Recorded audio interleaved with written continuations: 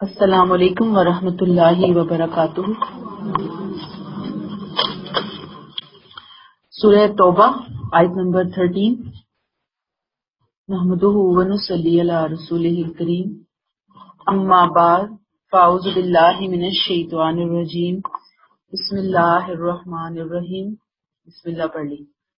اعوذ باللہ من الشیطان الرجیم۔ الا تقاتلون قوما نقضوا ایمانہم،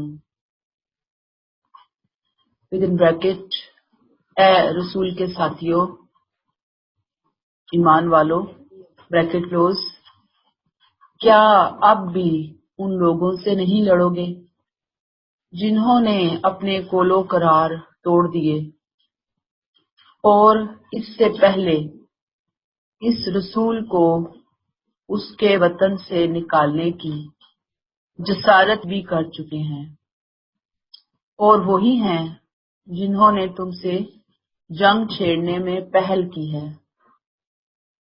کیا تم ان سے ڈرتے ہو؟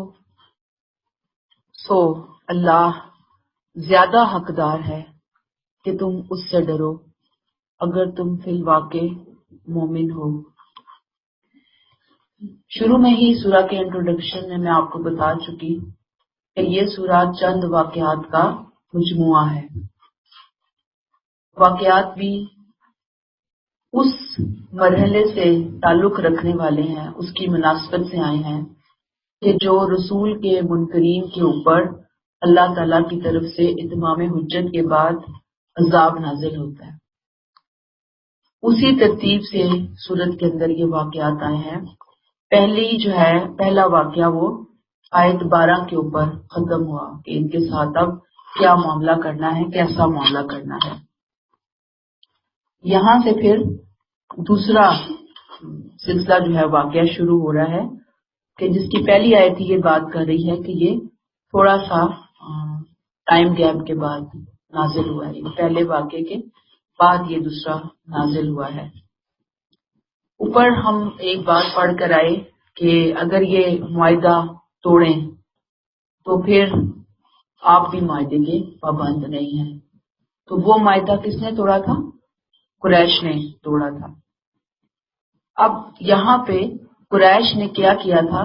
نبی کریم صلی اللہ علیہ وسلم کے حلیفوں کے معاہدہ کی توڑنے کی صورت کیا تھی کہ جو نبی کریم صلی اللہ علیہ وسلم کے ساتھ جنہوں نے وفاداری کا عہد کیا ہوا تھا نا، جن کے ساتھ ان کے معاہدے تھے، حلیف کہتے ہیں اس کو، انہوں نے، قریش نے اپنے حلیفوں کی مدد کی تھی نبی کریم صلی اللہ علیہ وسلم کے حلیفوں کے خلاف لڑنے میں۔ یعنی ایک آپ صلی اللہ علیہ وسلم کا، مسلمانوں کا کسی کے ساتھ، کسی اور قوم قبیلے کے ساتھ معاہدہ تھا، قریش کا کسی اور کے ساتھ معاہدہ تھا۔ اب ان دو قبیلوں کی آپس میں لڑائی جب ہوئی تو قریش نے ان کا ساتھ دیا۔ جب ساتھ دیا تو معاہدہ آٹومیٹکلی ٹوٹ گیا، کیونکہ یہ اس معاہدے کے اعتبار سے پابند تھے کہ یہ ساتھ نہیں دیں گے ایسی کسی بات کے اندر، لیکن انہوں نے ساتھ دیا۔ تو اللہ کہتے ہیں کیا ایمان والو، کیا اب بھی ان لوگوں سے نہیں لڑو گے جنہوں نے کیا کیا؟ اپنا وعدہ توڑا، ایمانہم، قسم توڑ دی، قول و قرار توڑ دیا، اور کیا کیا؟ قول و قرار توڑنے کے علاوہ ہموا باخراج الرسول، انہوں نے رسول کو اس کے وطن سے نکالنے کی جسارت بھی کی۔ کہاں سے نکالنے کی؟ پہلے جرائم کی طرف بھی اشارہ کر دیا، ان کے سنگین ترین جرائم کی طرف اشارہ، نبی کریم صلی اللہ علیہ وسلم کو بلکہ قتل ہی کر رہے تھے نا اپنے طور پر، تو بہرحال ان کو نکالا، اور جب یہ نکالا تھا تو اصل میں عذاب اسی وقت آ جانا چاہیے تھا، لیکن اللہ کی مہربانی کہ اسی وقت نہیں اللہ تعالیٰ نے پکڑا بلکہ ان کو مہلت دے دی۔ تو جو لوگ اتنے سنگین جرائم کے مرتکب ہوں، آپ لوگ ان کے بارے میں یہ کیسے کہہ سکتے ہو کہ ان کے ساتھ جنگ نہ کی جائے، انہیں اب مزید مہلت دی جائے، جبکہ اب تو اتمام حجت کی گھڑی آ پہنچی۔ وَهُمْ بَدَؤُوكُمْ أَوَّلَ مَرَّةٍ، یہ وہی ہیں جنہوں نے تم سے جنگ چھیڑنے میں پہل کی۔ اب آپ دیکھیے کہ جنگ چھیڑنے میں پہل کون سی کی، کون سی جنگ چھیڑی تھی؟ وہی آئے تھے نا لڑنے کے لیے، انہوں نے پہل کی۔ اور یہ سارا بہانہ بنا کے وہ آئے اور اتنا تیاری کے ساتھ وہ مسلمانوں کو ختم کرنے کے لیے آئے، تو ظاہری بات ہے کہ یہ آیات اور ان کے جرائم، اللہ تقاتلون قوما نقضوا ایمانہم ایک بات، وہموا باخراج الرسول دوسری بات، وہم بدؤکم اول مرہ تیسری بات۔ تین باتیں، تینوں کی تین اشارتاً جا رہی ہیں قریش کی طرف۔ قریش کے سنگین ترین جرائم کا ذکر ہو رہا ہے۔ بہرحال رسول نکلے تو اللہ کے حکم سے تھے، لیکن ان کا جرم بہت بڑا ہو گیا تھا کہ ان کو فنا کر دیا جاتا وہیں پر ہی، لیکن پھر بھی مہلت مل گئی۔ اللہ تعالیٰ کہہ رہے ہیں کہ اب بھی ڈرتے ہو؟ یہ کون سے مسلمانوں کو اللہ تعالیٰ خطاب کر رہے ہیں؟ تھوڑا کمزور ایمان کے جو مسلمان تھے، جو کہ دل کے اندر ڈر بھی رہے تھے، اپنی وہ جو قوم برادری قبیلے ہیں ان کے لیے کچھ نرم گوشہ بھی رکھتے تھے، ان کو سمجھایا جا رہا ہے یہ کوئی زیادتی نہیں ہو رہی، یہ اب ان کے اوپر ان کو آخری مہلت دی جا رہی ہے کہ اب بھی وہ سدھر جائیں۔ اتخشونہم، کیا تم ان سے ڈرتے ہو؟ کس وجہ سے ڈرتے تھے؟ تعداد میں بھی زیادہ ہیں، پھر ان کے کچھ رشتہ دار بھی ان کے انڈر تھے نا، تو ان کو یہ تھا کہ کہیں یہ ہمارے رشتہ داروں کو، ہمارے جاننے والوں کو، ہمارے دوستوں کو نقصان نہ پہنچائے، ڈر تھا ان کو۔ تو اللہ تعالیٰ نے یہاں کہا کہ ان سے ڈرتے ہو، جنگ کے معاملے میں کیوں ہراساں ہو رہے ہو، کیوں پریشان ہو رہے ہو؟ اللہ زیادہ حقدار ہے کہ تم اس سے ڈرو اگر تم فی الواقع مومن ہو۔ یعنی کہ ڈرنے کا حقدار کون ہے؟ اگر کسی کے پاس ایمان ہے تو بندوں سے زیادہ اللہ کا ڈر ہونا چاہیے۔ بس یہ ایک چیز ہے، اگر یہ ہمارے عقیدوں کے اندر آ جائے نا کہ سب سے زیادہ ڈر بھی اللہ کا، سب سے زیادہ امید بھی اللہ کی، سب سے زیادہ بھروسہ بھی اللہ کا، سب سے زیادہ محبت بھی اللہ سے، پھر انسان کے کام آسان ہوتے چلے جاتے ہیں۔ اس کی زندگی کے اندر جو استقامت آتی ہے، ٹھہراؤ آتا ہے، وہ عام روٹین میں نہیں آ سکتا۔ آیت 14 قاتلوہم یعذبہم اللہ بأیدیکم، تم ان سے لڑو، مشرکین ودن بریکٹ، اللہ تمہارے ہاتھوں سے ان کو سزا دے گا، ان کو رسوا کرے گا، تم کو اپنی مدد سے ان پر غلبہ دے گا، اہل ایمان کے ایک گروہ کے کلیجے اس سے ٹھنڈا کرے گا۔ اللہ نے اے نبی، اے صحابہ، آپ لوگوں کے ہاتھوں سے ان کو عذاب دینے کا، ان کو سزا دینے کا، ان کو رسوا کرنے کا فیصلہ کر لیا ہے نا۔ قاتلوہم، لڑو ان سے، یعذبہم اللہ بأیدیکم، تمہارے ہاتھوں سے عذاب دے گا، سزا دے گا، تمہارے ہاتھوں سے یخزیہم، ان کو رسوا کرے گا۔ قاتلوہم، یہ جو پیچھے ہم پڑھ کر آئے نا کہ قتل کرو ان کو، پکڑو ان کو، مارو ان کو، ہر گھات سے قتل عام ہے، تو یہ وہی عذاب ہے اللہ کا جو کہ پیغمبر کے ساتھیوں کی تلواروں سے، پیغمبر کی تلواروں سے منکرین کے اوپر نافذ ہونا تھا۔ قہر الہی اب تلواروں کی صورت میں ان کی گردنوں کے اوپر برسنا تھا۔ اور پھر یہ ہے یخزیہم، یخزیہم کیونکہ رسول کی تکذیب کی نا، اللہ ان کو دنیا میں اس تکذیب کی سزا رسوائی کی شکل میں دے کر چھوڑے گا۔ یہ اللہ کا وعدہ ہے، اللہ نے اپنے رسول کی نصرت کا وعدہ کیا ہوا ہے، اور آخرت میں تو ہے ہی ذلت و رسوائی۔ وَيَنْصُرْكُمْ عَلَيْهِمْ، پھر تمہیں اپنی مدد سے ان پر غلبہ دے گا۔ یہاں پہ مسلمانوں کو تسلی دی جا رہی ہے نا یعنی ایک طرف دیکھیں ان کو تھریٹ بھی ہے، یعذبہم اللہ بایدیکم ویخزیکم، ان کو دھمکی ہے، دوسری طرف مسلمانوں کو تسلی دی جا رہی ہے. کیا کہا جا رہا ہے؟ ینصرکم علیہم، اللہ تعالیٰ تمہاری مدد کرے گا، تمہیں ان پر غلبہ دے گا. وَيَشْفِي صُدُورَ قَوْمٍ مُؤْمِنِينَ، اہل ایمان کے ایک گروہ کے کلیجے ٹھنڈے کر دے گا. یہ کون سا گروہ ہے مسلمانوں کا جو کفار کے ظلم و ستم کا نشانہ بنا ہوا تھا، مسلسل بنے جا رہا تھا.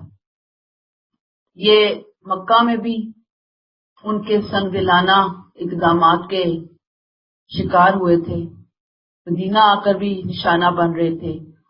تو اللہ تعالیٰ نے کہا کہ اتنا عبرت ناک انجام ہوگا نا ان کا کہ اہل ایمان کے سینے اس انجام کو دیکھ کر ٹھنڈے ہو جائیں گے، اور دنیا میں یہ ٹھنڈ پڑے گی. آخرت میں تو جو ہونا ہے سو ہونا ہے، دنیا میں بھی کچھ کم رسوائی نہیں ہوگی، کچھ کم سزا نہیں ملے گی ان کو. اصل بات پھر وہی سورہ توبہ کو ذہن میں لے گا نا کہ اللہ تعالیٰ اصل میں مہلت کا جو آخری ٹائم فریم ہے وہ ختم ہونے جا رہا ہے، آخری جو کوڑا برسنے جا رہا ہے، اللہ تعالیٰ اب بھی ان کو بیدار کرنے اور جھنجھوڑنے کی کوشش کر رہے ہیں. آیت 15 وَيُذْهِبْ غَيْظَ قُلُوبِهِمْ، ان کے دلوں کا غم و غصہ دور فرمائے گا. اور ان منکروں میں سے بریکٹ کلوز، جن کو چاہے گا اللہ توبہ کی توفیق بھی دے گا. اللہ علیم و حکیم ہے. بات یہی ہے کہ مسلمانوں کا تو دل یہی تھا نا کہ ان کے جو عزیز ہیں وہ عذاب الہی کا شکار ہونے کی بجائے ایمان ہی لے آئیں. ان کے دل سے تمنا تھی، ان کی دعائیں تھی، ان کی کوشش تھی. تو اللہ تعالیٰ نے یہاں پہ کہا کہ ان کے دل کا غم و غصہ دور فرمائے گا، اور ان میں سے جس کو چاہے گا اللہ توبہ کی توفیق عطا فرمائے. یعنی اس میں مسلمانوں کو خوشخبری دے دی کہ تمہاری یہ آرزو پوری ہو کر رہے گی، ہو جائے گی. کچھ نہ کچھ لوگ جن کے دلوں میں تھوڑی سی بھی خیر ہے وہ ایمان قبول کر لیں گے. واللہ علیم حکیم، اللہ علیم و حکیم ہے. سارے تو نہیں ہوں گے لیکن کافی کو اللہ تعالیٰ اسلام قبول کرنے کی توفیق عطا فرما دیں گے. اور یہ جو توفیق ہے یہ کس بیس پہ ہوگا؟ اللہ کے علم اور اللہ کی حکمت کی بنیاد پہ ہوگا. ٹھیک ہے نا، کہ اللہ ان کے سینوں کو ٹھنڈا کریں گے، ان کا غصہ جو ہے وہ پچھلی آیت سے کنیکٹ کر لیں، غصہ دور کریں گے، اور اللہ تعالیٰ ان میں سے جو ان کے رشتے دار ہیں ان کے اوپر متوجہ ہوں گے اور ان کو توفیق دے دیں گے. بہت سے لوگوں کو توفیق مل جائے گی، جیسے کہ میں نے آپ کو کل کے لیکچر میں بتایا تھا کہ پھر توفیق ملی اور اسلام لے آئے لوگ، انہوں نے مان لیا. یہ نوبت نہیں آئی جس کی آیت نمبر 5 کے اندر دھمکی دی گئی تھی. ٹھیک ہے، آیت 16 ام حسبتم ان تترکوا، بہت ہی کان کھول دینے والی آیت. اے مومنو، کیا تم نے یہ سمجھ لیا کہ یوں ہی چھوڑ دیے جاؤ گے؟ حالانکہ ابھی اللہ نے تم میں سے ان لوگوں کو جانا ہی نہیں جنہوں نے اس کی راہ میں جدوجہد کی، اور اللہ، اس کے رسول اور مومنین کے سوا کسی کو دوست نہیں بنایا. یاد رکھو جو کچھ تم کر رہے ہو اللہ اس سے خوب باخبر ہے. کمزور مسلمانوں کے لیے بھی یہ اعلان برات ایک آزمائش بن گیا تھا. انہیں بھی خطاب کر کے کہا کہ یہ اعلان ایک کسوٹی ہے، تمہارے کھرے اور کھوٹے میں فرق کرے گی. کون لوگ ہیں جو اللہ کی راہ میں جہاد کرنا چاہتے ہیں؟ کون ہیں جو اللہ اور اس کے رسول اور جہاد سے الگ ہوتے ہیں، کسی اور کی دوستی کی پرواہ کرتے ہیں؟ اور کون ہے جن کو اللہ کی دوستی کی پرواہ ہے، اللہ کے رسول کی دوستی کی پرواہ؟ یعنی اب بادل چھٹیں گے. پہلے تو کفر اور شرک رلا ملا تھا نا، مکس اپ ہوا تھا آپس میں. کفر اور شرک اور توحید مکس اپ ہوئی ہوئی تھی. اب کیا ہے، بادل چھٹ کر توحید سامنے آئے گی، منظر عام پر آئے گی. منظر عام پر تو تھی لیکن چونکہ کفر کا غبار بہت زیادہ تھا تو وہ جو سورج تھا وہ کھل کر اب سامنے آنے کا ٹائم آ گیا ہے. اب یہ موقع آ گیا کہ کون لوگ ہیں جو اللہ اور اس کے رسول سے دوستی کا دعویٰ کرتے ہیں، جہاد کرتے ہیں، اور کون ہے کہ جو غیروں کے ساتھ پینگیں بڑھاتے ہیں محبت کی۔ یہ موقع ہے کلیئر کرنے کا، یہ امتحان ہے، اللہ کی سنت ہے، اہل ایمان کو اس امتحان سے گزرنا ہی ہوگا۔ اگر تمہارا یہ گمان ہے کہ اس امتحان کے بغیر ہی تمہارے دعوی ایمان کو اللہ قبولیت کا مقام عطا فرما دیں گے، تو پھر تم اپنے ایمان کو درست کرو، اپنے کنسپٹ کو درست کرو۔ کیا کہا اللہ نے شاید نے، ام حسبتم ام تترکو، کیا تم نے یہ سمجھ لیا کہ یوں ہی چھوڑ دیے جاؤ گے؟ وَلَمَّا يَعْلَمِ اللَّهُ الَّذِينَ جَاهَدُوا مِنْكُمْ، جبکہ اللہ نے ابھی یہ جانا ہی نہیں، چھانٹا ہی نہیں کہ کس میں کون ہے جو اس کی راہ میں جہاد کرنے والا ہے۔ وَلَمْ يَتَّخِذُوا مِن دُونِ اللَّهِ وَلَا رَسُولِهِ وَلَا الْمُؤْمِنِينَ وَلِيجًا، اور اللہ، اس کے رسول اور مومنین کے سوا کس نے دوسروں کو دوست نہیں بنایا۔ یہاں دوستی سے مراد جگری دوستی ہے۔ یہ جانچ پڑتال ہو رہی ہے، کون وفادار ہے اللہ، رسول اور اہل ایمان کا۔ سچا وفادار کون ہے؟ سچے وفاداروں کی کو پرکھا جا رہا ہے۔ جیسے چھاج ہوتا ہے نا، تو اس چھاج میں پٹک کے چیزوں کو نکالا جاتا ہے، پتھر یہ وہ ساری چیزیں جو ہیں وہ نکال دی جاتی ہیں۔ تو یہ جو امتحان ہے اس موقع کے اوپر، یہ جنگ کی جو آزمائش کریٹ ہوئی ہے، یہ جو اعلان ہوا ہے دھمکی آمیز، یہ تمہیں یہ بات بتا رہا ہے۔ یہ امتحان اصل میں اسی مقصد کے لیے ہے، ورنہ اللہ تعالیٰ کی تو کوئی چیز مشکل نہیں تھی کہ آسمان سے فرشتوں کو نازل کرتے یا حکم نازل کرتے، یہ جو مشرکین ہیں، منکرین ہیں، کفار ہیں، ان کا خاتمہ ہو جاتا، بس مسلمانوں کو اللہ تعالیٰ اس آزمائش میں ڈالتے ہی نہ۔ لیکن آپ دیکھ لیجئے کہ یہ جو آزمائش ہے، یہ مسلمانوں کی کمزوریوں کو دور کرنے کے لیے بھی ہے، ان کی محبتوں عقیدتوں کا قبلہ درست کرنے کے لیے بھی ہے، ان کی اصلاح کرنے کے لیے بھی ہے، ان کے دلوں سے کھوٹ میل کچیل دور کرنے کے لیے بھی ہے۔ یعنی ایک امتحان سے کئی مقاصد پورے کیے جا رہے ہیں، کئی معاملات نبھائے جا رہے ہیں۔ یہ وہی صحابہ ہے نا کہ پھر اس ٹائم کے بعد پھر یہ پوری دنیا کے اندر کس طرح چمکے اور اسلام کے پیغام کو انہوں نے کہاں کہاں تک پہنچایا ہے۔ تو اگر شروع سٹیج کے اوپر ہی ان کی تربیت نہ ہوتی تو پھر وہ مشکل ہو جاتا۔ تو یہ آزمائش کی بھٹی سے اللہ تعالیٰ خود ان کو نکال رہے ہیں۔ اس میں آپ دیکھیے کہ یہ جو آزمائشیں تو آتی ہیں نا، آپ کو معلوم ہے، آگے بھی ہم پڑھیں گے، حسب الناس ان یترکوا ان یقولوا آمنا وهم لا یفتنون، کیا لوگوں نے یہ سمجھ لیا کہ وہ ایسے چھوڑ دیے جائیں گے کہ انہوں نے کہا کہ ہم ایمان لائے اور ان کو آزمایا نہ جائے گا، آزمایا جائے گا، آزمائش ہوتی ہے۔ اس سے ہمارے لیے کیا سبق ملتا ہے کہ آزمائشیں آتی ہیں زندگی میں، امتحان آتے ہیں۔ امتحان کا مقصد کیا ہوتا ہے؟ اللہ تعالیٰ جانچتے ہیں کہ یہ بندہ صرف زبانی میرا بندہ بننے کا دعویٰ کر رہا ہے، وفادار ہونے کا، محبت کا دعویٰ کر رہا ہے، یا حقیقتاً اس کے اندر کوئی ٹھک ہے، کوئی اس کے اندر استقامت ہے، اس کے اندر وفاداری کی خوبو ہے۔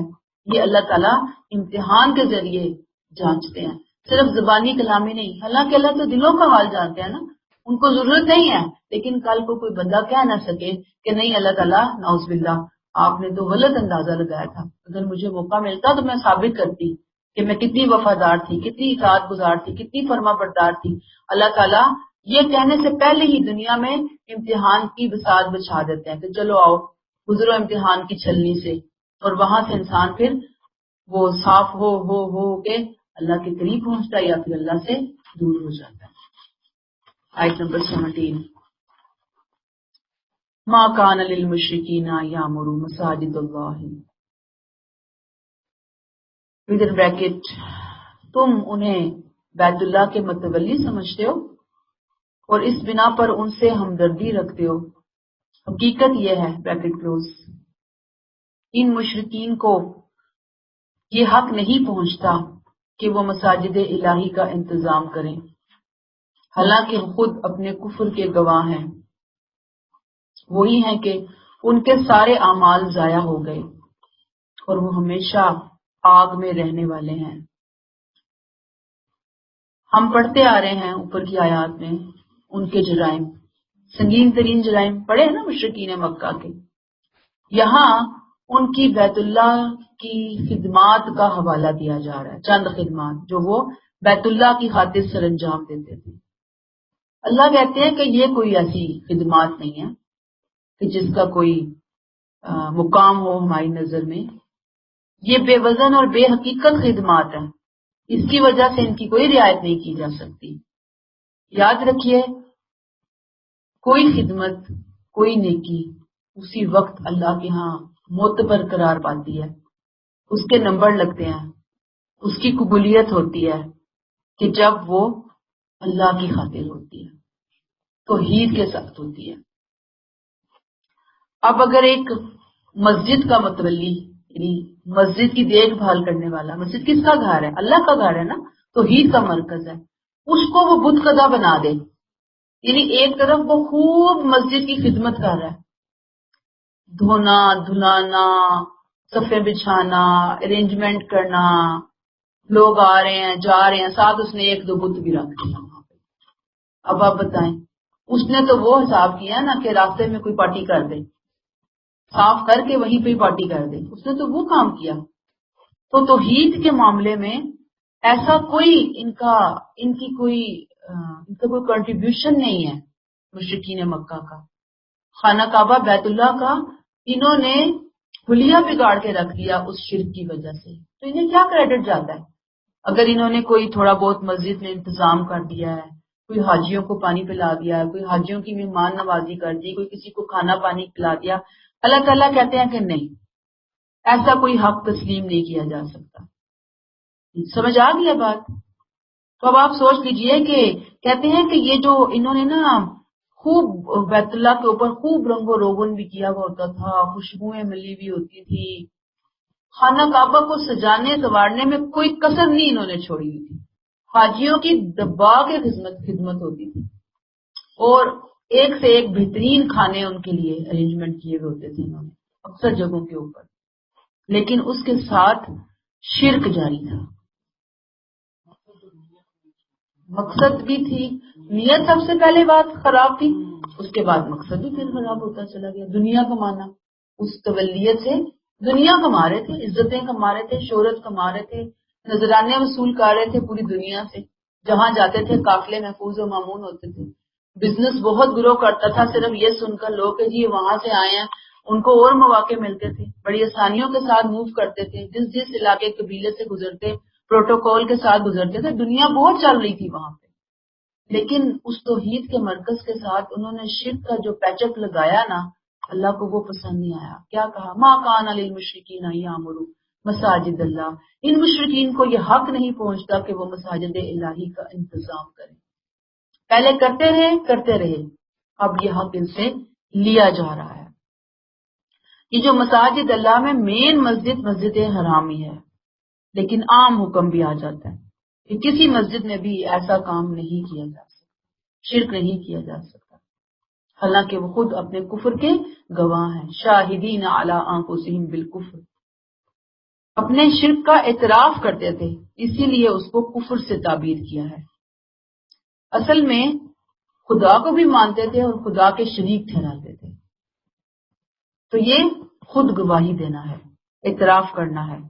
انہوں نے شرک کو بطور دین، بطور عقیدہ اختیار کر رکھا تھا، اسی لیے قرآن نے ان کو مشرک کہا، مشرک کا لفظ استعمال کیا.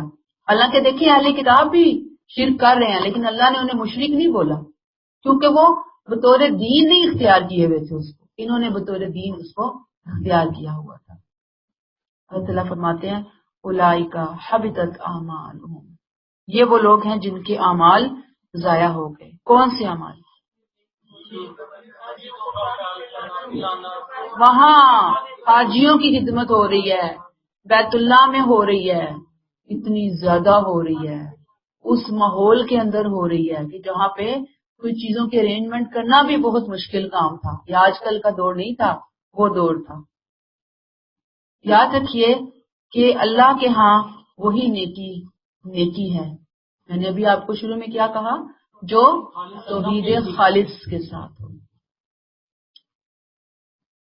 مذہبی صحیفوں میں مشرک جو شخص ہے نا اس کو زانیہ عورت سے تشبیہ دی گئی ہے، جو ایک طرف اپنے شوہر کے ساتھ پیار محبت کی پینیں بڑھائے اور دوسری طرف وہ بدکاری بھی کرتی پھرے۔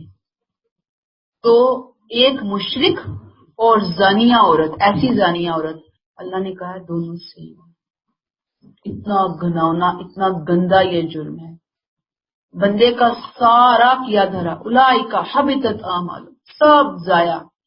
اگر شرک ہے نا، میں نے آپ کو بتایا، آپ اس کو لیں مثال سے کہ آپ کے پاس 10 کلو دودھ ہے اور صرف ایک ڈراپ پیشاب کا اس میں پڑ جائے، ایک ڈراپ، آپ کیا کریں گے؟ اس دودھ کو پھینکیں گے نا سارا اٹھا کے، یہ تو نہیں کہیں گے چلو کوئی نہیں 10 کلو تھا، ایک ڈراپ ہی تو ڈلا ہے نا۔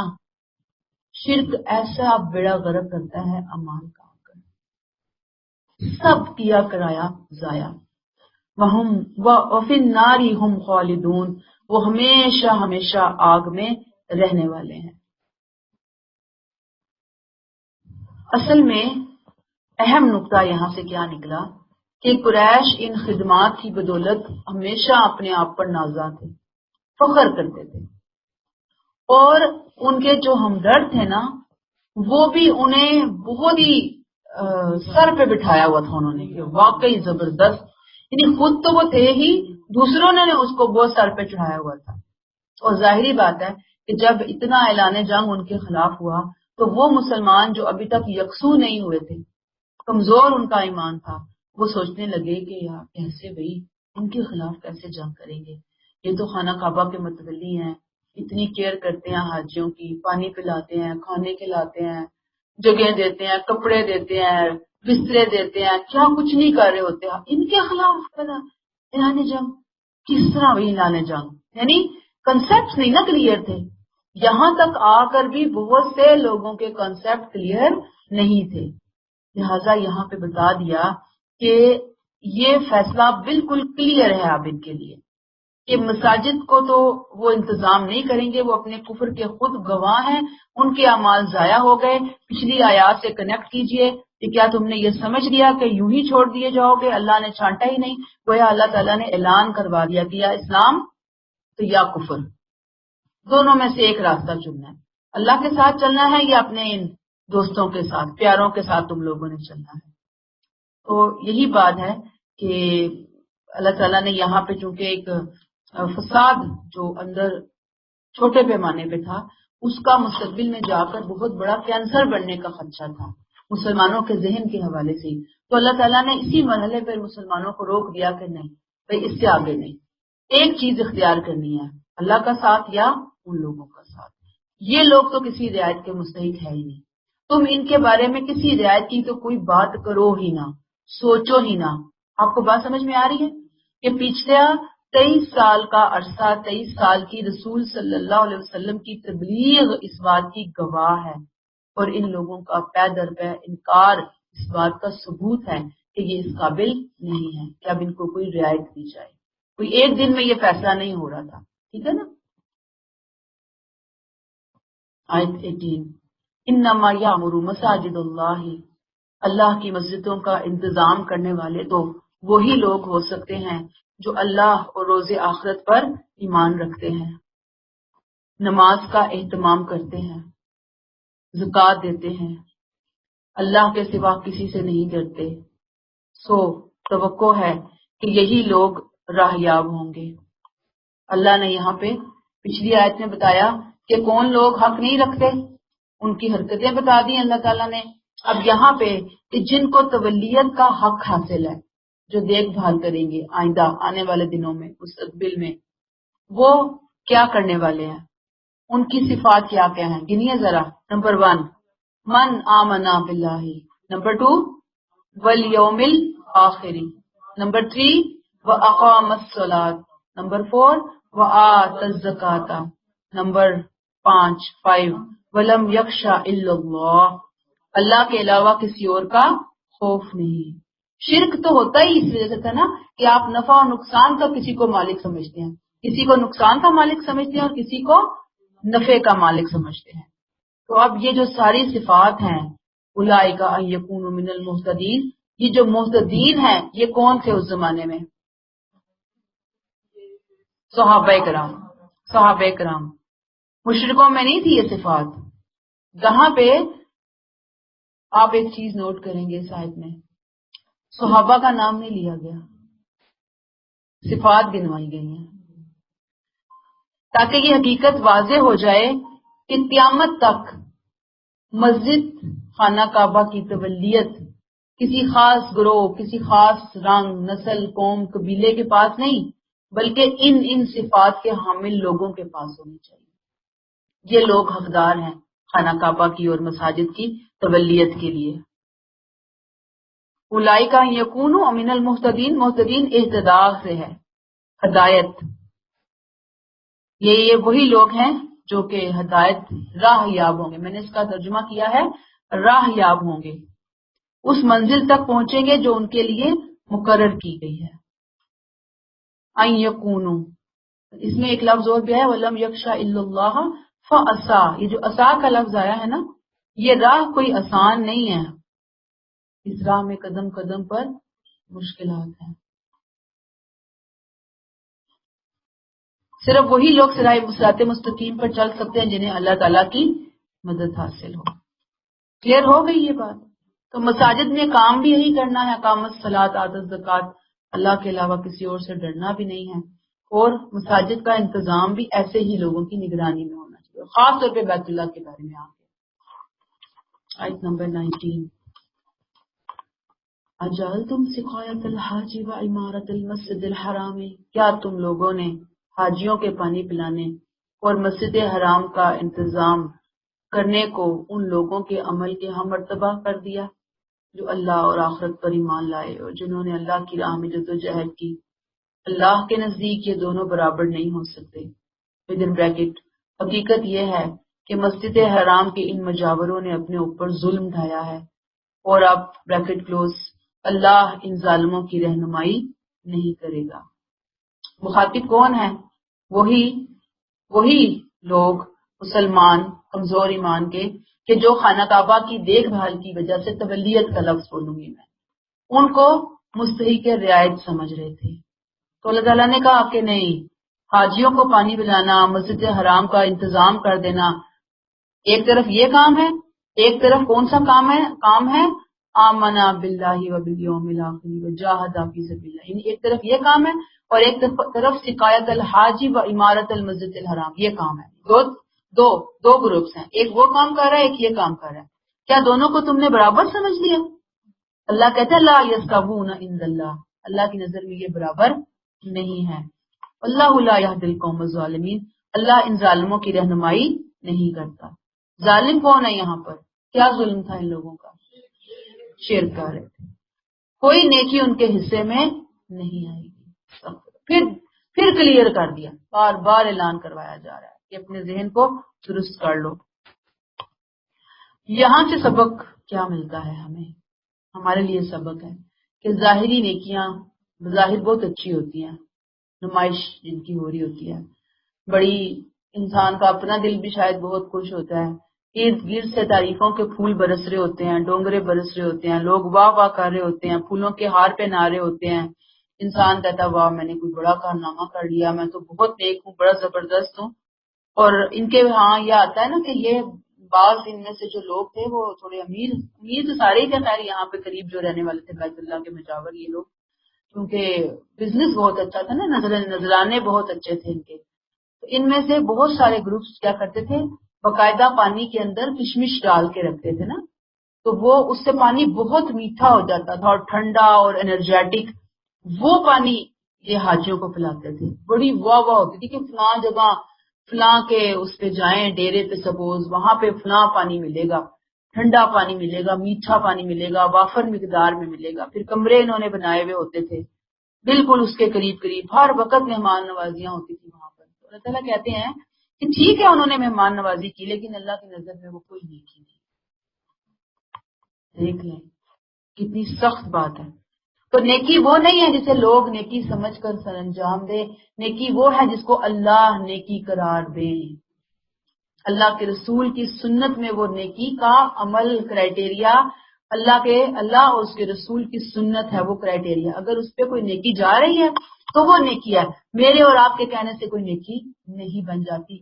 میرے اور آپ کے کہنے سے کیا پوری دنیا بھی اگر اٹھ کے سرٹیفکیٹ دے دے، صدارتی آپ کو ایوارڈ مل جائے اس کے اوپر کہ جی یہ واہ زبردست نیکی کا کام ہے، لیکن اللہ کی نظر میں وہ اس وقت تک نیکی نہیں ہے جب تک کہ وہ توحید کو ذہن میں رکھ کر اور سنت کے مطابق نہیں ہوتی. یہ بہت ضروری ہے اس چیز کو.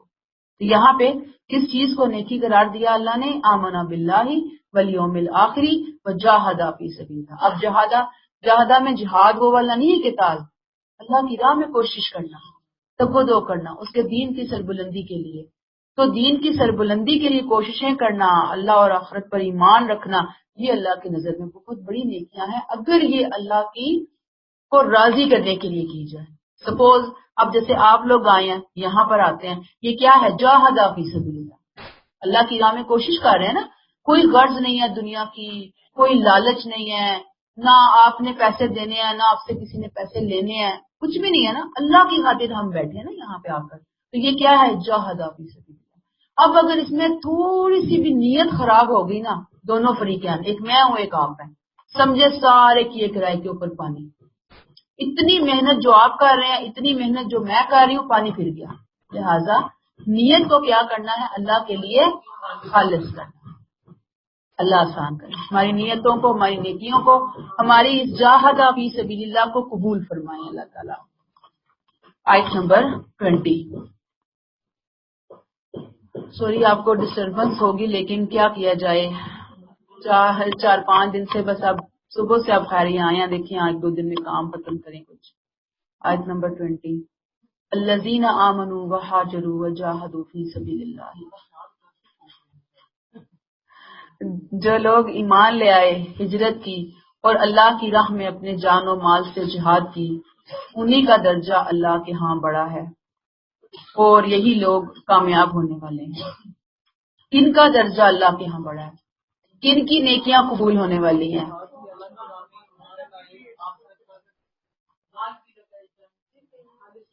ایمان ہے، ہجرت ہے، جان اور مال سے کوشش ہے اللہ کی راہ میں. یہ جو سقایت الحاج آیت 19 میں وہ عمارت المسجد الحرام، یہ نہیں، اصل چیز یہ ہے. پھر آمنوا وہاجروا وجاہدوا فی سبیل اللہ کے ساتھ اگر سقایت الحاج و عمارت المسجد ہوگی تو وہ بہت بڑی نیکی بن جائے گی، لیکن ابھی وہ ان کے بغیر ہے تو اللہ کی نظر میں وہ قبولیت کا درجہ نہیں پانے والی. گویا یہ لوگ ہیں اعظم درجات عند اللہ، ان کا درجہ اللہ کے ہاں بڑا ہے. واولئک هم الفائزون، یہی لوگ ہیں جو کہ کامیاب ہونے والے ہیں. ابھی ہم آیت 17 میں پڑھ کے آئے تھے، اولئک حبطت اعمالهم وفی النار هم خالدون. اس کا کمپیریزن ہے یہاں پر. وہ مشرکین کا انجام بتایا تھا، اولئک حبطت اعمالهم، سارے عمل ضائع ہو گئے کیونکہ توحید کے ساتھ تھے ہی نہیں. جب اللہ سے اجر پانے کے لیے تھے ہی نہیں تو پھر ان کا اجر کا کیا سوال پیدا ہوتا ہے؟ توقع کس چیز کی؟ وفی النار هم خالدون، جہنم کی آگ میں ہمیشہ ہمیشہ رہیں گے. اب یہاں اس کے برعکس گروہ کون سا ہے؟ آمنو، ایمان لانے والوں کا. ہجرت بھی کر کے آئے ہیں، جان مال تن من دھن لگا رہے ہیں اللہ کی راہ میں. ایسے لوگوں کے درجے بھی ہیں، یہی لوگ کامیاب ہونے والے بھی ہیں. تو اللہ تعالیٰ ہمیں اس گروہ میں شامل فرمائے کہ جس کے لیے اللہ نے خوشخبری دی، اعظم درجۃ عند اللہ واولئک هم الفائزون. کیونکہ ایک جہاد کر کے تو ہم بھی آ رہے ہیں نا، گھروں سے نکل کر آنا، ٹائم نکالنا، یہاں پہ بیٹھنا. میں پھر کہتی ہوں یہ ٹائم بہت مصروفیت کا ہوتا ہے. ہاؤس وائف کے لیے تو بہت ہی مشکل صورتحال ہوتی ہے، اور اس میں سے ٹائم نکال کر آنا، بیٹھنا، سمجھنے کی کوشش کرنا اللہ کے کلام کو، یہ بہت بڑا جہاد ہے لٹرلی آج کے دور میں. تو اللہ تعالیٰ اسے قبول فرمائے. اللہ ہمارا نام جاہد فی سبیل اللہ، اللہ کی راہ میں جہاد کرنے والوں میں لکھیں. اعظم درجۃ عند اللہ واولئک هم الفائزون. اللہ ہمیں فائزون میں شامل فرمائے. آمین انشاءاللہ. یقین رکھیں کہ اچھی نیت ہے، اچھی سوچ ہے، اچھا ارادہ ہے تو یقیناً ہوں گے، کیونکہ اللہ سے بڑھ کر سچی بات اور کوئی نہیں ہو سکتی. اور ڈاؤٹ میں رہ کر پھر زندگی نہیں گزاری جا سکتی، پتہ نہیں ہوگا کہ نہیں ہوگا. یقین کیجئے کہ ہاں ہوگا، اللہ عطا فرمائیں گے، بس ہمیں اندر سے سچا ہونے کی ضرورت ہے، ہمیں اخلاص کی ضرورت ہے۔ آیت نمبر 21 یبشرہم ربہم برحمت منہ، وہی آیت 20 سے ملا کر آگے چلیے۔ ان کا رب ان کو اپنی رحمت، خوشنودی، ایسے باغوں کی بشارت دیتا ہے جن میں ان کے لیے دائمی نعمت ہے۔ کون ہے یہ لوگ؟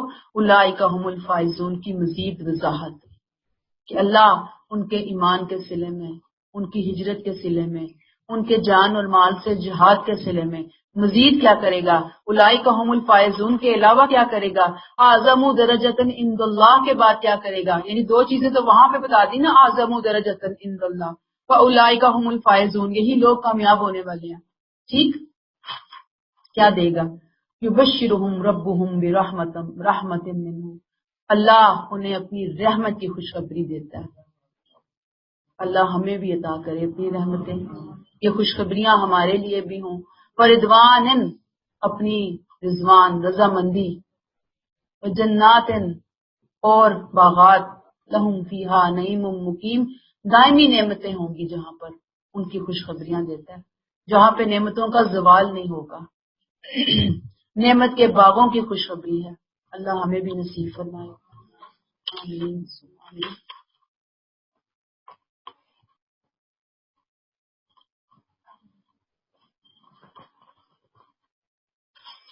آیت 22 خالدین فیہا ابدا، وہ ان میں ہمیشہ رہیں گے۔ ود ان بریکٹ، اس میں شبہ نہیں ہے، بریکٹ کلوز، کہ اللہ کے پاس ان کے لیے عظیم اجر موجود ہے۔ پچھلی صحیح 20، 21، 22 کو اکٹھا کر لیں آپ۔ خالدین فیہا ابدا، اللہ کی رحمت میں، اس کی رضامندی میں، اس کی جنت میں، اس کے درجات کی بلندی کے اندر کامیاب ہونے والے گروہ میں وہ ہمیشہ ہمیشہ رہیں گے۔ دنیا میں تو دیکھیں نا، آپ کو کوئی کامیابی کبھی ملتی ہے، کبھی چھن جاتی ہے، کبھی آگے جاتے ہیں، کبھی پیچھے آتے ہیں، کبھی وہیں پہ کھڑے ہو جاتے ہیں۔ اللہ کہتے ہیں اگر وہاں کی مل گئی نا کامیابی ان کو، پھر وہ ہمیشہ کے لیے، اور یہی اصل کامیابی ہے۔ یہ دنیا کی کامیابیاں جن کے پیچھے ہم صبح و شام خوار ہو رہے ہوتے ہیں، پاگل ہو رہے ہوتے ہیں، وہ بس دنیا گزارا کرنے کے لیے تو کافی ہے، لیکن اصل اس سے آگے بڑھ کے میری اور آپ کی پریورٹی یہ ہونی چاہیے۔ اس کے لیے کریں کوشش تھوڑی، اس کے لیے تھوڑی زیادہ کریں، یہ ہمارا ٹارگٹ ہونا چاہیے، یہ ہمارا شیڈیول ہونا چاہیے۔ یاد رکھیے، خالدین فیہا ابدا، ہمیشہ ہمیشہ رہیں گے، اور اللہ کے پاس ہے اجر عظیم، اللہ کے پاس اجر عظیم ہے۔ دنیا میں کون سی چیزیں ہیں جو ہمیشہ ہمارے پاس رہیں گی؟ ذرا لسٹ تو بتائیں مجھے، دنیا کی ایسی چیزوں کی لسٹ بتائیے۔ نہیں بتائیں تو صحیح، اتنی زیادہ دنیا صبح سے لے کر شام تک 24 گھنٹے پاگل ہو گئے دنیا کے غم میں۔ یقین کیجئے کہ میرے پاس تو اتنے کیسز ہوتے ہیں، پاگل ہوئے ہوئے غموں کی وجہ سے، دنیا کے غموں نے دماغ خراب کر کے رکھ دیا، اتنا غم جو ہے سر پہ طاری کیا ہوا دنیا کا۔ آخر کون سی چیزیں ہیں جو ہمیشہ رہنی ہیں یہاں پر؟ نہیں، دنیا کی چیزوں کی بات نہ کر، کوئی گھر، کوئی جائیداد، کوئی مال دولت، کوئی بیوی بچے، شوہر، رشتہ دار، کوئی شہرت، عزت، کوئی چیز، کوئی خوبصورتی، کوئی جوانی، سب کچھ ختم، سب کچھ چھوڑ کر جانا ہے نا۔ آج ہم اللہ کو چھوڑ کر اپنی ساری انرجی سوچ لیں کن کاموں میں لگا رہے ہیں۔ گویا فرائض کو چھوڑ کر نفل سے بھی نیچے کی چیز کو ہم نے امپورٹنس دی ہوئی آج۔ نفل بھی نہیں ہے، یہ ایک ویسی مثال کے طور پہ میں آپ سے بات کر رہی ہوں۔ آخرت کو بھول گئے ہیں، اللہ کو بھول گئے ہیں، اپنے سارے فرائض بھول گئے ہیں، اور بس دنیا کے پیچھے بھاگے چلے جا رہے ہیں۔ ہماری کوتا اندیشی سے کہیں گے، ہماری کم عقلی، ہماری بد عقلی، ہماری بدبختی، ہماری جہالت، جو مرضی آپ کہہ رہے ہیں۔ اللہ سے یہ دعا کیا کریں، اللہ ہماری عقل کو ہدایت دے، اللہ ہمارے دل کو ہدایت دے۔ اس کو سمجھ آ گئی نا، ہر چیز ٹھیک ہے۔ اگر اسے سمجھ نہیں آئی تو پھر آپ جو مرضی کر لیں، کوئی فائدہ نہیں ہے اس چیز کا۔ اصل کامیاب کون ہے؟ جس کا کل اچھا ہے، جس کے بارے میں اللہ نے کہا خالدین فیہا ابدا، جس پر اللہ اپنی رحمت کر دے، جس کو اللہ اپنی رضوان رضا سے نواز دے، جس کو اللہ جنات لہم فیہا نعیم مقیم سے نواز دے، جس کے لیے اللہ کہہ دے انہ اجر عظیم، یہ اچھا ہے، یہ کامیابی ہے۔ دنیا میں تھوڑا بھی مل گیا نا تو کوئی بات نہیں، دنیا گزر جائے گی۔ اللہ سے کہا کرے اللہ ہمیں راضی کر دے، یہ تھوڑا تو دے رہا ہے نا، تیری آزمائش ہے کہ تھوڑا ملے گا، تیری آزمائش ہے کہ فلاں محرومی میری زندگی میں رہے گی، تیری آزمائش ہے کہ مجھے یہ خوشی نہیں ملنی، تو مجھے تو اس پہ راضی کر کے اللہ تو مجھے اپنے راستے میں لگا دے، تو میرے اس غم کو میری طاقت بنا دے، میری پاور بنا دے کہ میں اس سے اور تیری رضا کے کام کروں اور تیرے قریب ہو جاؤں۔ تو جب ہم اللہ سے مانگیں گے تو اللہ عطا بھی فرمائیں گے انشاءاللہ۔ آیت 23،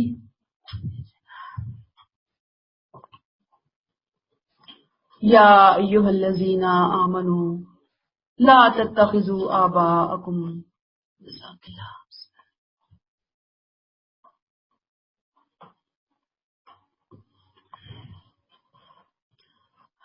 اے ایمان والو، اپنے باپوں اپنے بھائیوں کو بھی اپنا رفیق نہ بناؤ، دوست نہ بناؤ، اگر وہ ایمان کے مقابلے میں کفر کو ترجیح دیں، عزیز رکھیں۔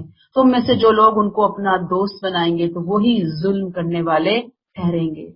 اب یہاں سے ایک اور تیسرا ٹاپک شروع ہو رہا ہے، تیسرا مرحلہ، اور کہا جاتا ہے کہ یہ 9 ہجری حج سے پہلے نازل ہوا ہے، جب اعلان برات کیا گیا نا، اس سے پہلے کا یہ معاملہ ہے۔ آیت 16 تک جو ہم مضمون پڑھ کر آئے ہیں کہ اللہ تعالیٰ یہ پسند نہیں کرتے کہ اہل ایمان کے ساتھ رلے ملے لوگ ہوں، لوگوں کو چاہیے کہ وہ اپنی دوستیوں کی سمت ڈائریکشن جو ہے اس کو متعین کر لیں۔ اگر لوگ اللہ پر بھی ایمان رکھنا چاہتے ہیں اور کفار سے دوستی بھی رکھنا چاہتے ہیں تو پھر انہیں تھوڑا سا اپنے آپ کو دیکھنا پڑے گا۔ اللہ تعالیٰ نے کہا ہے نا کہ اللہ کے سچے دوست تو وہی ہیں جو ایمان لائیں اللہ پر، آخرت پر، اس کے راہ میں جہاد کریں، اور اس کے مقابلے میں کسی کو اپنا دوست نہ بنائیں۔ اوپر ہم پڑھ کر آئے ہیں۔ اب یہاں وہی مضمون فیصلہ کن لب و لہجے میں اللہ نے نازل کیا، یعنی پہلے سمجھایا، اب فیصلہ کن لب و لہجے میں ایک اور انداز میں مسلمانوں کے سامنے رکھ دیا تاکہ مسلمان اپنی منزل کا انتخاب کر لیں، اپنی ڈائریکشن کا انتخاب کر لیں۔ یہاں سے آ کر فرمایا کہ تمہارے درمیان دوستی کا جو تعلق ہے وہ خاندان اور نسب کی بنیاد پہ نہیں ہوگا، وہ کس بنیاد پہ ہوگا؟ ایمان کی بنیاد پہ ہوگا، اللہ پہ۔ اگر تم میں سے کسی کا بھائی، باپ، دوست اللہ کے مقابلے میں کفر کو ترجیح دے رہا ہے تو پھر تم اس کو اپنا دوست نہیں بناؤ گے۔ اگر کسی نے ایسا کیا، وَمَن يَتَوَلَّهُم مِّنكُمْ فَأُولَٰئِكَ هُمُ الظَّالِمُونَ، جس نے ایسا کیا تو وہ کون ہے؟ ظالم ہے۔ نتیجہ کیا ہے؟ دنیا اور آخرت کا وبال، اس کی ذمہ داری خود اس کے اوپر عائد ہوگی۔ اللہ کسی پر کوئی زیادتی نہیں کرتا۔ اب تھیم کیا ہے؟ اصل میں یہاں اللہ تعالیٰ نے بتا دیا محبتوں کا امتحان ہے، کس کی محبت کس کے ساتھ ہے، کون کس کو ترجیح دے رہا ہے، خاص طور پر تب جب دو محبتوں میں کلیش ہو جائے، کس کو پریورٹی کے اوپر رکھنا ہے۔ ایک طرف اللہ رسول کی محبت ہے، آخرت کی محبت ہے، اور دوسری طرف دنیا داروں کی محبت ہے۔ جیسے صحابہ نے ہجرت کی تو کس محبت کے تحت ہجرت کی تھی؟ اللہ اور اس کے رسول کی۔ اس وقت سب سے بڑا تقاضا یہی تھا کہ لوگ ہجرت کریں، نکلیں وہاں سے، کیونکہ انہیں کفر کی طرف مائل کیا جا رہا تھا نا۔ اس وقت کے حالات کو ذہن میں رکھیں، کفر کی طرف کھینچا جا رہا ہے، محبت سے، لالچ سے، دھوس سے، دھمکیوں سے، ظلم و ستم سے، ہر ہتھکنڈا استعمال کر کے کفر کی طرف کھینچا جا رہا ہے۔ فیل کر سکتے ہیں اس بات کو، کتنی مشکل صورتحال بنی ہوئی ہے ایمان کو بچانے کے لیے۔ اب یہاں پر بتا دیا گیا کہ اللہ کی محبت اور غیر اللہ کی محبت اب ایک نیام میں اکٹھی ہو ہی نہیں سکتی، اس وقت کا تقاضا تھا یہ، ٹھیک ہے نا۔ ساری محبتوں کو اللہ کی محبت کے تابع کرنا ہے۔ ایمان اور اسلام کا مطالبہ یہی ہے۔ یاد رکھیے کہ اللہ تعالیٰ نے کہہ دیا کہ یہ اللہ رسول اور اس کی راہ میں، یہ نہیں کہا کہ اللہ نے یہ چیزیں، اب دیکھیں اس زمانے میں تو یہ مطالبہ کر دیا نا کہ بالکل ان سے قطع تعلقی کر کے سائڈ پہ آپ ہو جائیں، لیکن بعد میں دیگر آیات بھی ہمیں ملتی ہیں کہ پھر یہ اتنی سی اجازت دی کہ ایسا نہیں ہے یہ چیزیں محبوب ہی نہ ہوں، یہ رشتے محبوب ہوں گے تھوڑے سے، لیکن جہاں اللہ، اس کے رسول اور اس کی راہ میں جہاد کرنے کے حوالے سے اگر کہیں ان کو پریورٹی بنانا ہوا تو پریورٹی نہیں بنائیں گے۔ پریورٹی کیا ہوگی؟ اللہ، اس کے رسول اور جہاد ہوگا۔ ٹھیک ہے؟ اب یہ جو بات ہو رہی ہے نا یہاں پہ خاص ظالموں کے بارے میں ہو رہی ہے کہ جن کے معاملات بہت خراب ہو چکے تھے، کہا کہ اپنی محبتوں کا قبلہ درست کر لو۔ ٹھیک ہے؟ آیت نمبر 24۔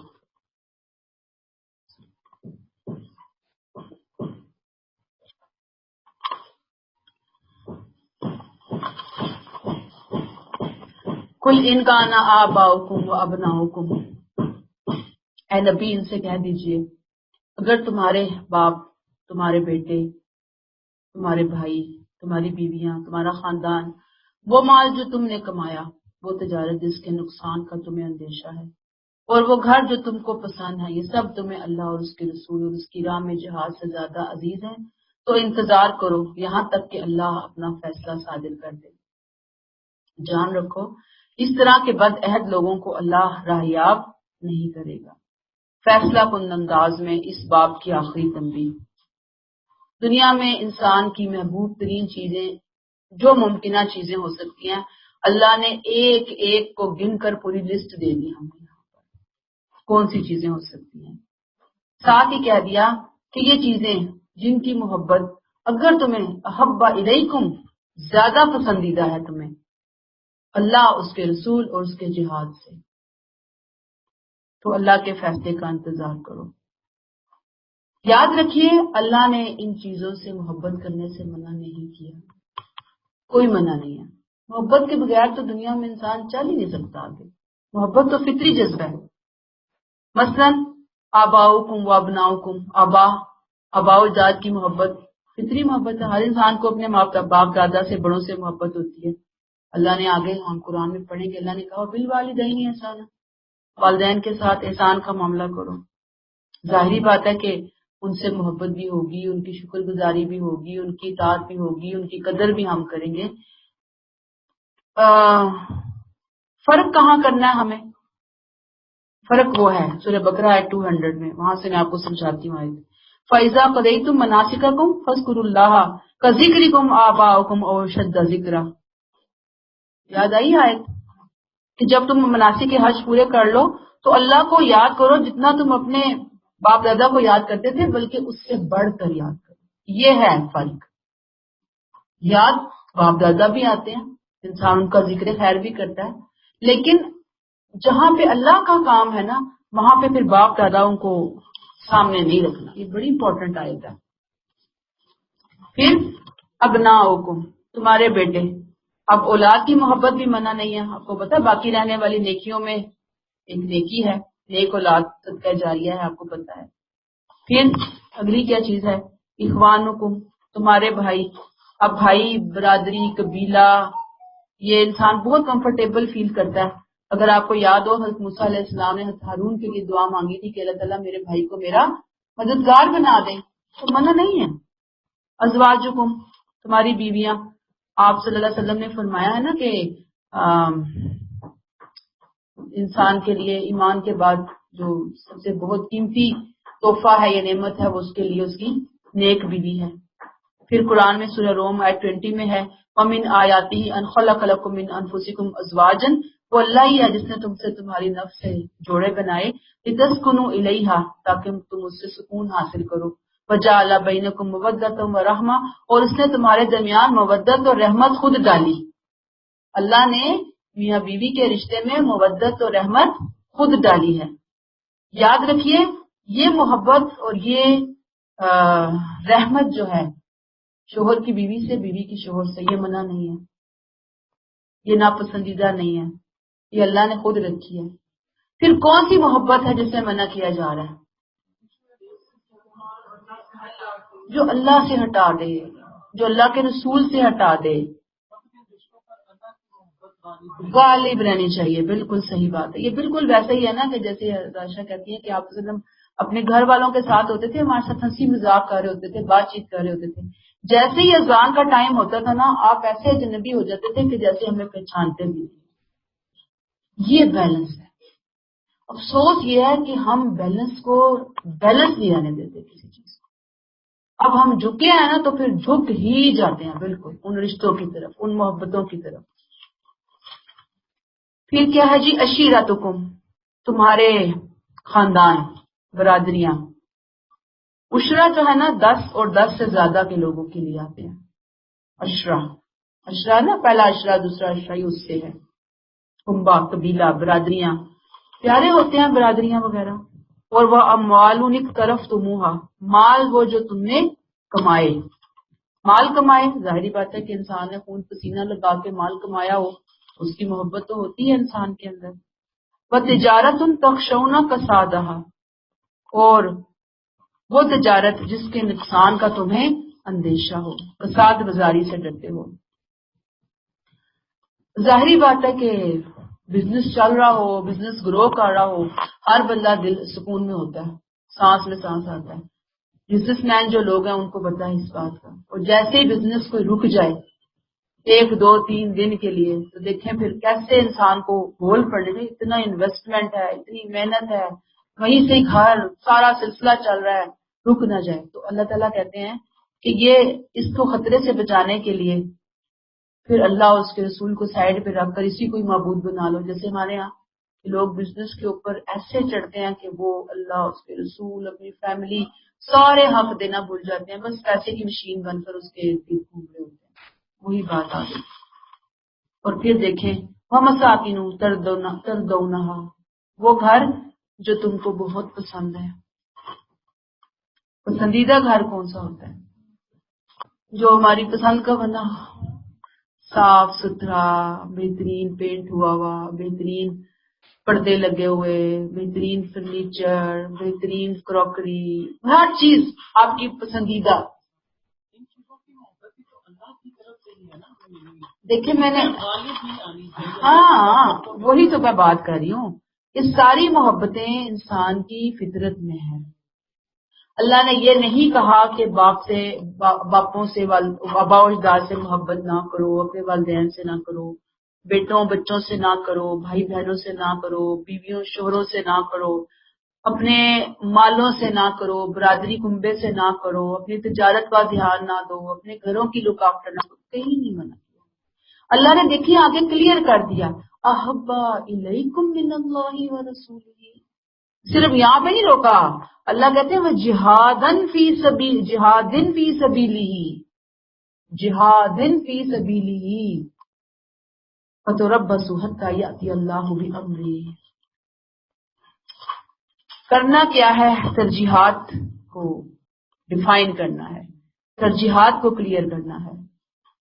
یہ بالکل ایسے ہے کہ ایک پلڑے میں 3 چیزیں رکھیں، اللہ اس کے رسول کی محبت اور جہاد، اور ایک پلڑے میں رکھیں یہ ساری رشتوں کی لسٹ، رشتے. کون سا پلڑا اوپر ہونا چاہیے؟ لیکن ہم تو زبانی کلامی اوپر رکھتے ہیں اس پلڑے کو، عملاً حقیقتاً دوسرا پلڑا اوپر ہوتا ہے. زبانی کلامی والے پلڑے میں رسول کا پلڑا، اللہ کا پلڑا اوپر، دوسرا پلڑا نیچے. حقیقتاً پریکٹیکل لائف میں آئے تو اللہ اور رسول کا پلڑا وہ کہیں نیچے اور دوسرا پلڑا وہ اوپر ہوتا ہے. ایسے ہی ہے نا؟ ایسے ہی ہوتا ہے. دنیا کے لیے جتنی جان مارتے ہیں کہ اللہ کے لیے، اس کے رسول کے لیے، اس کے دین کے لیے ماری کبھی اتنی جان؟ اس کے دین کی سربلندی کے لیے مارتے ہیں اتنی جان؟ یہاں جو احبا الیکم کا لفظ ہے نا بہت اہم ہے. محبت مشکل سے مشکل کام کروا لیتی ہے. میں آپ کو بتاؤں، پوری رات بھی اگر فون پہ بیٹھ کے بندوں کو باتیں کرنا پڑے نا اپنے محبوب سے تو پوری رات انسان جاگ لیتا ہے. یہ جاگنا جو ہے، بات جو کرنی ہے، کسی کا انتظار جو کرنا ہے، مشکل سے مشکل کام. اللہ تعالیٰ نے یہاں پہ اللہ اور اس کے رسول کے ساتھ کیا کہہ دیا؟ احبا الیکم من اللہ و رسولہ. محبت ہے اگر تمہیں اللہ اور اس کے رسول سے زیادہ ان چیزوں سے، یعنی اللہ اور اس کے رسول کی محبت سے زیادہ اگر تمہیں ان چیزوں کی محبت ہے تو اب آپ دیکھ لیں اگر ان چیزوں سے محبت ہو جائے تو ہمیں پھر ہر کام آسان لگے، پھر ہم دوڑتے بھاگتے ہوئے آئیں. اب اللہ سے محبت کیا ہے؟ ظاہری بات ہے کہ یہ وہی حدیث کا مفہوم ہے کہ جس نے اللہ کے لیے محبت کی، اللہ کے لیے نفرت کی، اللہ کے لیے دیا، اللہ کے لیے روکا، وسلم کی حدیث ہے، اس نے اپنا ایمان مکمل کر لیا. یہ ہے محبت. کیا آج ہماری محبتیں اس معیار پہ پوری اترتی ہیں؟ پھر رسول سے محبت، نبی کریم صلی اللہ علیہ وسلم کا مفہوم ہے یہاں پر آپ کی حدیث کا کہ تم میں سے کوئی اس وقت تک مومن نہیں ہو سکتا جب تک کہ اس کی جان اور اس کی ہر چیز سے زیادہ میں محبوب نہ ہو جاؤں۔ پھر ایک جگہ فرمایا کہ سب سے زیادہ وہ جو کلام میں لے کر آیا ہوں، جب تک وہ جو ہدایت میں لایا ہوں اس کو سب سے زیادہ محبوب نہ ہو جائے وہ ایمان والا نہیں ہو سکتا۔ آج ہم دیکھیں کہ ہم آپ کی دعوے اور تعریف اور یہ بہت کرتے ہیں، کیا ہمارا اخلاق ویسا اخلاق ہے؟ کیا ہمارے معاملات آپ کی سنتوں کے مطابق ہیں؟ جہاد حدیث کا ایک ٹکڑا ہے، لمبا اس کا ایک ٹکڑا ہے کہ جب تم جہاد چھوڑ بیٹھو گے تو اللہ تم پر ایسی ذلت مسلط کرے گا کہ جس سے تم اس وقت تک نہ نکل سکو گے جب تک کہ اپنے دین کی طرف نہ لوٹ جاؤ، یعنی جب تک وہ نہ کرو جس کو کرنا چاہیے۔ آج مسلمانوں کی ذلت دیکھیں کہ ہم نے قرآن کا کام چھوڑ دیا، قرآن کو لینا، قرآن کو دینا، ہمیں بس ٹائم نہیں ہے۔ آپ دیکھیں نا، ٹائم ہی نہیں ہے، ٹائم نکالنا مشکل ہوا ہمارے لیے۔ لیکن آج ہم اپنے گھر کو، بچوں کو، بزنس کو، دنیا کی 100 چیزوں کو کتنا ٹائم دیتے ہیں اور تھکتے نہیں ہیں، اور دین کے لیے تھوڑا سا ٹائم نکالنا پڑ جائے، تھوڑا سا مینج کرنا پڑ جائے، تھوڑا سا تھکنا پڑ جائے، ہمیں مصیبت پڑ جاتی ہے یا نہیں؟ وہ پیچھے ہم پڑھ کر آئے نا کہ مشرکین کیا کرتے ہیں، اپنے جو مشرک ہے نا ان کے حصے سے کچھ نہیں نکالتے، اللہ کے حصے سے نکال کے ان کو دیتے ہیں۔ یقین کریں ہمارا حال بھی وہی ہے کہ دنیا کے حصے سے کچھ نکال کے دین کی طرف نہیں ڈالنا، ہاں دین میں سے چاہے وہ پیسہ ہو، چاہے وہ وقت ہو، چاہے وہ صلاحیت ہو، چاہے وہ محنت ہو، ادھر سے کھینچ کے ادھر ڈال دیں گے، ادھر سے کھینچ کے ادھر نہیں لائیں گے۔ جی ہاں، ہر چیز کے لیے ٹائم ہے جی، اللہ معاف فرمائے، اللہ ہمیں ہدایت عطا کرے۔ اور ہم جو ہے نا، جب دین کی کوئی بات آتی ہے جہاد کو جہاد جنگ میں نہ لیں پلیز۔ جہاد تو آج ہو رہا ہے، آج کل سب سے بڑا جہاد ہے، اللہ کا نام مٹ رہا ہے، اللہ کے قرآن سے لوگ دور ہو چلے، بالکل دور ہو گئے، غافل ہو گئے ہیں۔ یہ تھوڑا جہاد ہے کہ ہمیں خود بھی آنا ہے، اپنی اولادوں اپنے لوگوں کو لے کر آنا ہے، اس سے بڑا جہاد اور کب ہوگا بھائی؟ یہ جہاد کا ٹائم ہے نا، کیا کر رہے ہیں ہم اس موقع کے اوپر؟ ہل مٹ اٹھم بیٹھم سوچیں نکلیں باہر ادھر ادھر، بس ٹائم گزار دیتے ہیں، زندگی گزر جائے گی اسی سارے کام کے اندر۔ کیا کر رہے ہیں ہم؟ کچھ بھی نہیں کر رہے، ہم دیکھ رہے ہیں کہ دوسرے کر لیں گے، اور لوگ کر رہے ہیں نا، ہماری کوئی ذمہ داری نہیں ہے۔ جب تک ہر بندہ اپنی جگہ پہ رہ کر اپنی ذمہ داری نہیں سمجھے گا وہ کچھ نہیں کر سکتا دین کی خدمت کے معاملے میں۔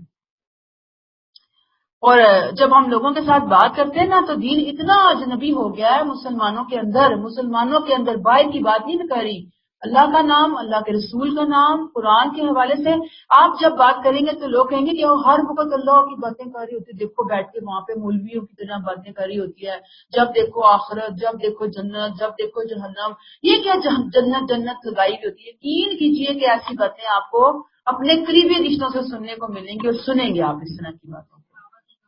جی ہاں، دکھاوا بھی کہا، ٹھیک ہے، حکمت کے ساتھ بات کریں گھر والوں سے، یہ نہیں کہا کہ نہ اب ہر وقت سر پہ سواری نہ کریں، لیکن بات یہاں پریورٹیز کے حوالے سے آ رہی ہے، خدمت کے لیے آ رہی ہے۔ تو یاد رکھیے کہ دنیا کے لیے جو ہم اپنا آرام، اپنی نیند، اپنے سب کچھ قربان کرتے ہیں، کوئی کمپرومائز نہیں کر رہے ہوتے، بعض دفعہ رشتوں کی بھی پرواہ نہیں ہوتی، اور ہر چیز چھوڑ دیتے ہیں ہم ان کے لیے۔